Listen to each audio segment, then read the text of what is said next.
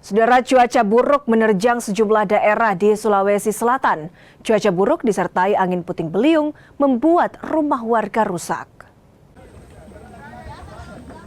6 rumah warga rusak parah usai diterjang angin puting beliung di Kabupaten Luwu, Sulawesi Selatan pada 22 Juni 2025 dini hari. Rumah tak hanya rusak, bahkan terjun ke sungai bersama pemiliknya lantaran dihantam cuaca buruk. Warga yang rumahnya rusak parah terpaksa mengungsi sementara ke rumah kerabat terdekat. Sementara warga lain dibantu polisi dan Pemda bergotong royong memindahkan sisa puing-puing rumah dan barang berharga lainnya.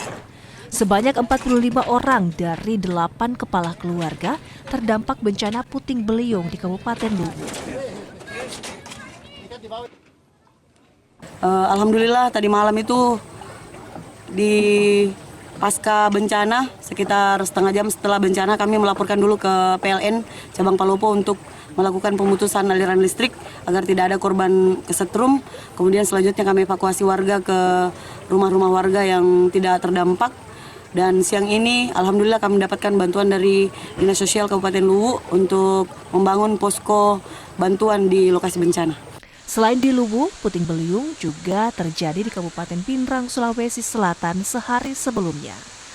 Puting beliung menerjang desa Salipolo, Kecamatan Cempa, hingga membuat 10 rumah warga rusak. Warga yang terdampak mengungsi ke rumah tetangga untuk sementara rumah yang rusak ditutup terpal agar perabotan rumah tak rusak diguyur hujan.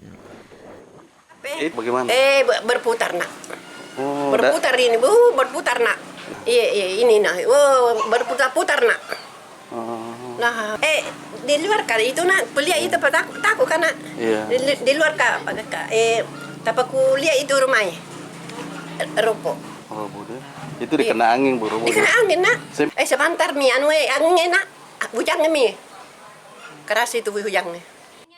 Cuaca buruk menerjang sejumlah daerah di Sulawesi Selatan dalam beberapa hari terakhir.